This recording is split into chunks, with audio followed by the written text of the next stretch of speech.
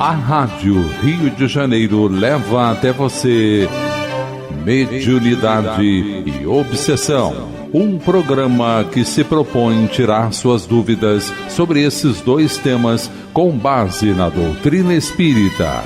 Apresentação: Moisés Santos. Caríssimos ouvintes da Rádio Rio de Janeiro, eu sou Moisés Santos e este é o programa Mediunidade e Obsessão. Vamos dar continuidade aos nossos estudos da apostila Mediunidade, Estudo e Prática. Estamos no programa 2, módulo 3, e hoje vamos dar início ao último tema desta apostila, que é o tema 5. É uma continuidade do tema 4, Atendimento aos Espíritos que Sofrem, número 2. E vem aí novidades, meu caro ouvinte. Uma vez que encerrarmos o conteúdo dessa apostila, vamos abordar a obra Teoria da Mediunidade. O autor é Zalmino Zimmermann, editora Allan Kardec. Então você que acompanha os nossos estudos terá a oportunidade de ouvir, estudar e abordar essa obra conosco aqui na Rádio Rio de Janeiro. Em breve, aguarde. O tema 5 da apostila inicia dizendo que há reuniões mediúnicas que se caracterizam pelo atendimento a espíritos que representam graves perturbações espirituais. Mas, meu caro ouvinte, quem são esses espíritos perturbados que apresentam essas graves perturbações espirituais? Vamos esclarecer este conceito. Esclarecendo conceitos. Emmanuel, portanto, esclarece na obra Seara dos Médiuns, trecho do capítulo É possível conhecê-los de perto. Surgem quase sempre na categoria de loucos e desmemoriados ante a negação e a revolta.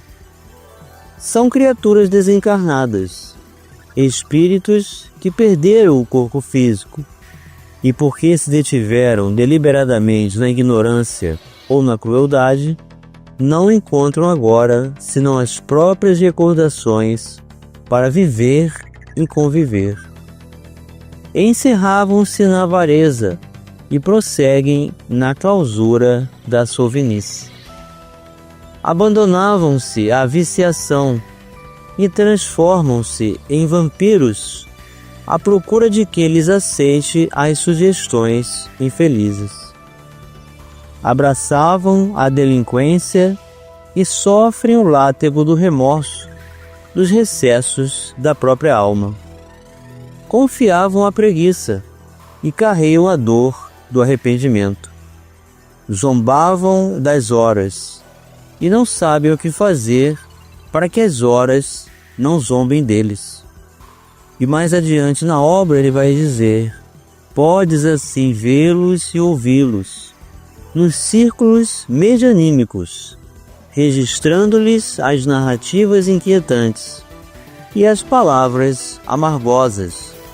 No entanto, ajuda-os com respeito e carinho, como quem socorre amigos extraviados. Então, meu caro ouvinte, é desta maneira que a equipe mediúnica reunida sob as diretrizes do Evangelho de Jesus vai se colocar diante de tantos necessitados, de tantos enfermos espirituais que surgem para receber de nós esse respeito, essa bondade, essa atitude de carinho para com quem como se fossem amigos extraviados. O atendimento a tais espíritos requer um bom nível de homogeneidade do grupo, em termos de conhecimento evangélico espírita. Então, mais uma vez, a apostila está reforçando a necessidade de cada um de nós de manter o concurso e a permanência do estudo, não só individual, mas também coletivamente em grupos dentro da casa espírita. Experiência no trato com espíritos portadores de necessidades especiais. Equilíbrio emocional para saber atender com apreço. Bondade e firmeza. Hábito de estudo e oração. Então são características necessárias para o ingresso em uma reunião mediúnica. Às vezes, o candidato à reunião mediúnica ainda não tem os estudos básicos do Pentateuco, não pertence a nenhuma proposta de trabalho voluntário e não tem um vínculo ainda com a espiritualidade da casa. E por curiosidade deseja entrar nessas reuniões. Não é recomendável, senão com todos esses recursos de entendimento, de predisposição para o trabalho, de reconhecimento das próprias necessidades, de exercício da oração e estudo para trabalhar o equilíbrio emocional, conduta moral segura, a fim de neutralizar as investidas de entidades distanciadas do bem, considerando-se a premissa de que um médium jamais é tão perfeito que não possa ser atacado por algum lado fraco. Então eis o objetivo de todos nós, o aprendizado, desnudar-nos espiritualmente diante daqueles que conhecem muito bem a cada um de nós e que, por ideia da condição natural do trabalho do bem que nos dispomos, nós teremos a oportunidade de ouvir certas considerações que dizem respeito ao nosso lado fraco. É onde nós temos que mais trabalhar, reconhecendo essa fragilidade, mantendo a precaução, a vigilância, o olhar, a oração e o trabalho, para não nos permitirmos a queda. No item número 1 desse tema, nós temos os espíritos portadores de graves desarmonias espirituais. Destacamos nesse espaço algumas categorias de espíritos que se manifestam nas reuniões mediúnicas, mas que, em razão das condições que apresentam, caracterizadas por significativa perturbação, o grupo mediúnico precisa aprender a lidar com eles para realizar um bom atendimento espiritual. Então, jamais entrar em discussões estéreis, disputas filosóficas, de entendimento e pontos de vista. E estar sempre disposto ao acolhimento e o reconhecimento dos próprios limites, sempre mantendo a confiança e o trabalho que pertence aos espíritos superiores, que assim trazem esses irmãos para receberem a energia da oração, do passe, da palavra de carinho, de respeito, de compreensão, mas também de energia e explicações necessárias dentro das possibilidades. Entre eles, há espíritos que são mais ignorantes do que maus, mas há outros que efetivamente são muito endurecidos e rebeldes, agindo em diferentes circunstâncias, como implacáveis perseguidores. Muitos deles revelam à evidência e à percepção mediúnica lesões deformantes do perispírito, de maior ou menor gravidade. Então é muito importante o conhecimento do perispírito e essa noção das condições de alteração do equilíbrio natural da forma humana, reverberando-se às vezes em apresentações grotescas, semelhantes a de animais. São os processos de zoantropia, ou especificamente a forma de cachorro ou de lobo, que é a licantropia, em decorrência da perturbação que evidenciam. Então, são pessoas, meu caro ouvinte, que alteraram sua forma perispiritual, degradaram-se, degeneraram-se, tamanha a persistência no mal, da ignorância e o desejo, das sensações, dos vícios e das locupletações, dos processos obsessivos que se mantêm. Emmanuel os denomina de irmãos problema. São sempre muitos. Contam-se às vezes por legiões. mostram-se desencarnados da esfera física e comunicam a peçonha do desespero. Facilmente identificáveis, sinalizam a rebeldia. Falam em dever e inclinam-se à violência. Referem-se ao direito e transformam-se em vampiros. Criam a dor para os outros, encarcerando-se na dor de si mesmos. São vulgarmente chamados espíritos maus, quando mais propriamente são espíritos infelizes. Então essa visão é muito interessante que Emmanuel nos oferece, porque por trás de uma voz de rebeldia, violenta, agressiva, que apresenta essa cobrança do dever, que causa a dor, mas vive a dor de forma dilacerada dentro de si mesmo, usa esse mecanismo de grosseria, violência e rebeldia para esconder-se de seu grave problema.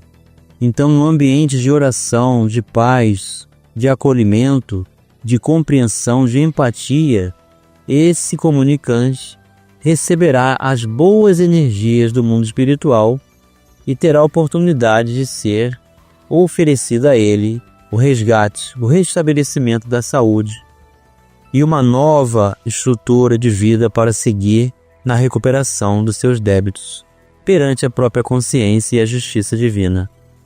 E assim, os casos de obsessão vão sendo resolvidos na casa espírita. Cada pessoa que aparece escrevendo e colocando naquela caixinha, não é, meu caro ouvinte? O nome da pessoa, seu endereço, o processo de obsessão que ela vive, vai sendo resolvido pelo mundo espiritual, graças à intervenção medianílica nas reuniões mediúnicas de desobsessão. Os homicidas e obsessores se encaixam nessa descrição. Os diferentes tipos de suicidas, sobretudo os mais graves, estão fora dessa listagem. Contudo, requerem atendimento seguro, plenos de amor, paciência e compaixão.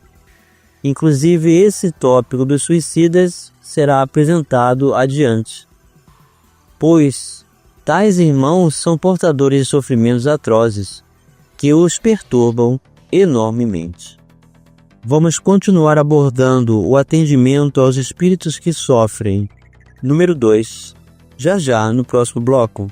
Participe do programa Mediunidade e Obsessão enviando sua sugestão ou pergunta para o e-mail meo@radioriodejaneiro.am.br ou pelo WhatsApp 984867633 aos cuidados de Moisés Santos. A Rádio Rio de Janeiro está apresentando Mediunidade e Obsessão. Apresentação: Moisés Santos. Caríssimos ouvintes da Rádio Rio de Janeiro, voltamos agora com o nosso programa de hoje, que estamos dando continuidade ao último tema da apostila Mediunidade, Estudo e Prática. Estamos no programa 2, módulo 3, e hoje estamos iniciando o último tópico, que é o tema 5, espíritos sendo atendidos, espíritos que sofrem, os mais graves, os mais rebeldes, aqueles que se colocaram na condição dos criminosos, dos assassinos, da condição de obsessores graves, que vão ser atendidos nas reuniões mediúnicas. E você que está acompanhando conosco, aguarde novidades, porque nós estamos encerrando essa apostila e em breve vamos iniciar um novo estudo de uma nova obra. Trata-se da obra Teoria da Mediunidade. O autor será Zalmino Zimmermann, a editora Allan Kardec. É uma obra de grande abrangência da mediunidade e da obsessão, que vai fazer parte dos nossos programas, nos estudos deste programa que você está participando e ouvindo aqui na Rádio Rio de Janeiro, meu caro ouvinte. O programa Mediunidade e Obsessão. Então paramos no ponto da apostila em que temos a descrição: há espíritos portadores de deformidades perispirituais que se manifestam nas reuniões mediúnicas, leves e severas.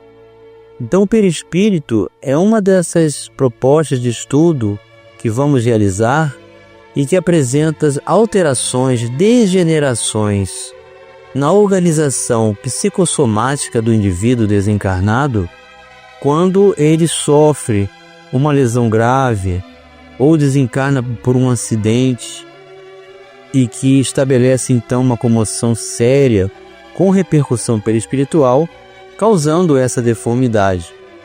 E também aqueles que sofrem alteração dos processos de zoantropia, aparentando partes animalescas, expressões grosseiras, alterações naturais, são processos de degeneração perispiritual, muito às vezes estabelecida a conexão pela vidência. Mas são pessoas, meu caro ouvinte, por mais grotescas que se apresentam, por mais assustadoras que possam ser, por mais alarde que esse espírito faça, apresentando a sua deformação, às vezes consciente, é uma pessoa e pode ser capaz de se transformar, passando por processos cirúrgicos, passando pelo atendimento nas câmaras de retificação do mundo espiritual e iniciando esse processo na conexão mediúnica, nos choques anímicos. Entre eles, encontramos os fixados nas enfermidades que tiveram quando encarnados, os que tiveram morte súbita e violenta, como ocorre nos acidentes de carro, nos assassinatos, etc. Há os que são mantidos sob o controle de certas entidades localizadas no além, que lhes infligem sofrimentos e anomalias. Assistidos convenientemente no grupo mediúnico, libertam-se das fixações mentais. As lesões desaparecem e a harmonia, ainda que relativa ao grau de sofrimento, é restabelecida. Então é um momento de muita emoção na reunião mediúnica, quando um espírito que está com um perispírito deformado, pelo contato vibratório da comunicabilidade, pelo choque anímico, no médio psicofônico, e todo assistente do mundo espiritual começa a se enxergar novamente com a sua condição normal de ser humano, substituindo as lesões por curativos e as deformidades por formas hominais naturais. Então são essas lesões, meu caro ouvinte, que fazem muitos desavisados que possuem a mediunidade da vidência ver espíritos deformados e julgar que existem as feras, existem os demônios, existe o diabo. Mas na verdade são todas pessoas que estão em deformidades perispirituais por diversas razões, desde lesões de acidentes em que estabeleceram seu desencarne, até os processos de viciação, de vampirismo e de alteração e degeneração por vícios e constantes desequilíbrios e desarmonias que alteram o perispírito. Certas lesões ou deformidades perispirituais, entretanto, demandam tempo para serem sanadas, necessitando inclusive de uma ou mais reencarnações do perispírito. Então nenhum de nós tenha essa pretensão de promover imediatamente o restabelecimento perispiritual do comunicante, porque muitas das vezes a condição é tão grave, de tanto tempo, que ele vai precisar reencarnar para fazer do corpo um recurso como se fosse um mata-borrão, o corpo absorvendo o desequilíbrio degenerativo perispiritual, gerando doenças congênitas, muitas das vezes a hidrocefalia, a idiotia, a microcefalia e as deformidades do corpo em situações de lesões e de limitações articulares. De toda forma, é uma pessoa que tem o seu futuro restabelecido em função do próprio esforço, e Deus tem um plano de amor para cada uma das nossas vidas. Atendamos com desvelo e confiança nas leis divinas. E chegou o momento, meu caro ouvinte, de você receber a mensagem ao seu coração. Mensagem ao coração. Do livro Seara dos Médiuns, psicografia de Francisco Cândido Xavier, o autor é o Espírito Emmanuel. O capítulo 18, sob o título Obsessão e Jesus, da reunião pública de 4 de março de 1960, relativa à questão número 237 de O Livro dos Médiuns.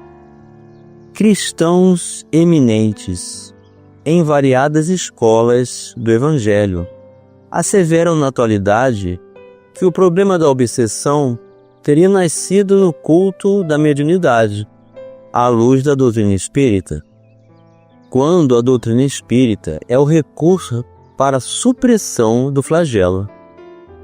Malham médiuns, fazem sarcasmo, condenam a psicoterapia em favor dos desencarnados sofredores e, por vezes, atingem o disparate de afirmar que a prática medianímica estabelece a loucura. Esquecem-se, no entanto, de que a vida de Jesus na Terra foi uma batalha constante e silenciosa contra obsessões, obsidiados e obsessores. O combate começa no alvorecer do apostolado divino. Depois da resplendente consagração na manjedoura, o mestre encontra o primeiro grande obsidiado na pessoa de Herodes, que decreta a matança de pequeninos com o objetivo de aniquilá-lo. Mais tarde, João Batista, o companheiro de eleição que vem ao mundo secundar-lhe a obra sublime, sucumbe degolado em plena conspiração de agentes da sombra. Obsessores cruéis não vacilam em procurá-lo nas orações do deserto, verificando-lhe os valores do sentimento. A cada passo, surpreende espíritos infelizes, senhoreando médiuns desnorteados. O testemunho dos apóstolos é sobrejamente inequívoco. Relata Mateus que os obsidiados gerazenos chegavam a ser ferozes. Refere-se Marcos ao obsidiado de Cafarnaum, de quem desventurado obsessor se retira clamando contra o Senhor em grandes vozes.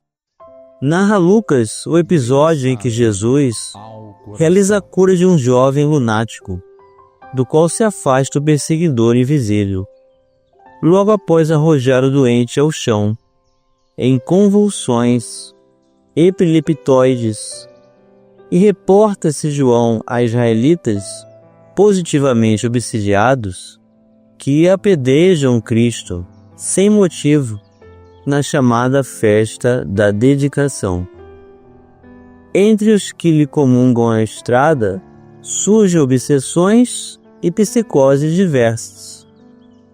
Maria de Magdala, que se faria a mensageira da ressurreição, fora vítima de entidades perversas. Pedro sofria de obsessão periódica. Judas era enceguecido de obsessão fulminante. Caifás mostrava-se paranoico. Pilatos tinha crises de medo. No dia da crucificação, vemos o Senhor rodeado por obsessões de todos os tipos, a ponto de ser considerado pela multidão inferior a Barrabás, malfeitor e obsesso vulgar.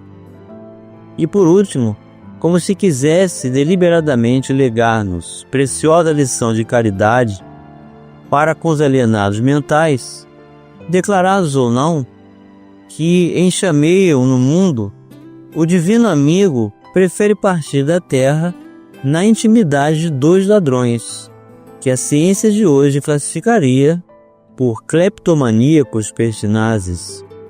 À vista disso, antes escarnecedores de todos os tempos, eduquemos a mediunidade na doutrina espírita, porque só a doutrina espírita é luz bastante forte, em nome do Senhor, para clarear a razão, quando a mente se transvia, desgovernada, sob o fascínio das trevas.